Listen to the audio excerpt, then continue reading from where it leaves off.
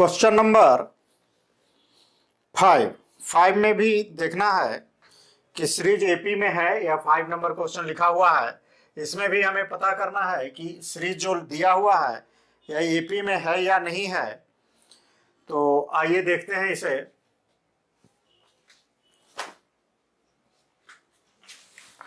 Solution let first second third terms are A1, A2, A3 respectively। तो इसलिए सबसे पहले हम इसे कॉमन डिफरेंस निकालते हैं। तो कॉमन डिफरेंस निकालने के लिए पहले लेते हैं पहला टर्म और दूसरा टर्म, यानी फर्स्ट कॉमन डिफरेंस। और एपी सीरीज में कॉमन डिफरेंस का जनरल फॉर्मूला क्या है? ए के प्लस 1 माइनस ए के। तो यहां पहले हम निकालते हैं सेकंड टर्म और फर्स्ट टर्म का, यानी सेकंड टर्म कौन है? A2 minus A1। और A2 का वैल्यू कितना है हमारे पास? 3 प्लस रूट 2 माइनस A1 का वैल्यू कितना है? 3। अभी क्या होगा? 3 कैंसिल हो जाएगा, यानी सिंपल क्या आया हमारे पास? रूट 2। इसे मान लेते हैं इक्वेशन नंबर फर्स्ट। इसी तरह से सेकंड और थर्ड टर्म का हम कॉमन डिफरेंस देखते हैं। सेकंड कॉमन डिफरेंस, अभी इसे लिखने की जनरल फॉर्मूला लिखने की जरूरत नहीं है, तो लिख सकते हैं A3 माइनस A2। A3 के जगह क्या है हमारे पास? 3 प्लस 2 रूट 2 माइनस A2 के जगह क्या है? 3 प्लस रूट 2। अब इसे क्या करेंगे? 3 प्लस 2 रूट 2 और इसे ब्रैकेट को हटाएंगे, रिमूव करेंगे। तो चूंकि ब्रैकेट के पहले माइनस है इसलिए -3 और यह भी प्लस माइनस माइनस रूट 2। यह +3 और -3 कैंसिल हो जाएगा और 2 रूट 2 में से एक रूट 2 माइनस हो जाएगा, यानी क्या इतना बचेगा? रूट 2। इसे भी हम मान लेते हैं इक्वेशन नंबर 2। एक और डिफरेंस देख लेते हैं थर्ड और फोर्थ का। थर्ड कॉमन डिफरेंस तो क्या होगा? A4 minus A3।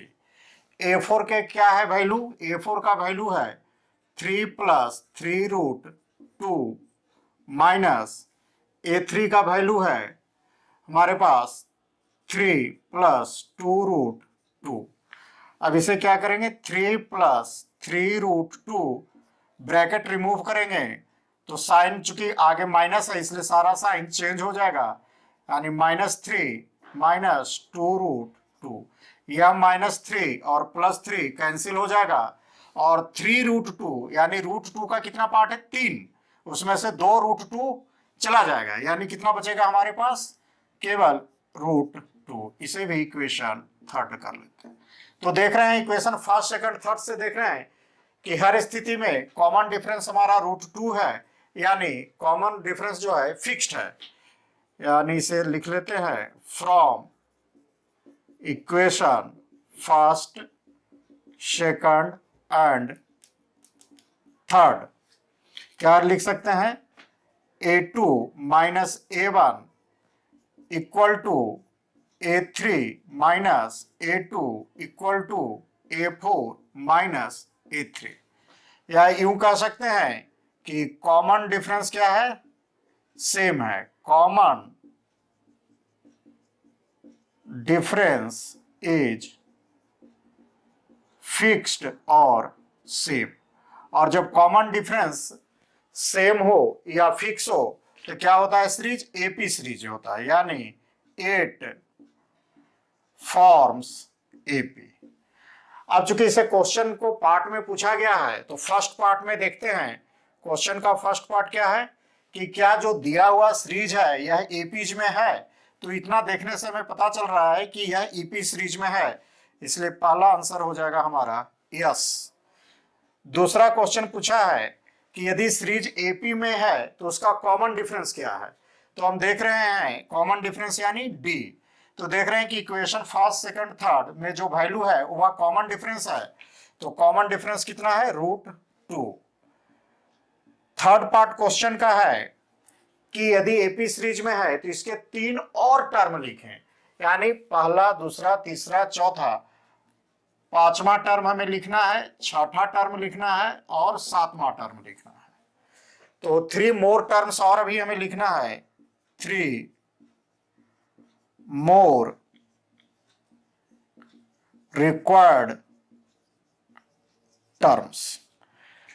3 more required terms. आइए एक चीज देख लेते हैं, अगर रिकॉल करते हैं general form of AP. General form of AP क्या है, A plus D, A plus 2d, A plus 3d, A plus 4d and so on. यानी जितना, जैसे मान लीजिए पहला, दूसरा, तीसरा, यह चौथा टर्म है और यह हमारा 5वां टर्म है, यह तीसरा टर्म है। तो जितना टर्म लिखना होता है उससे एक कम डी में मल्टीप्लाई करते हैं।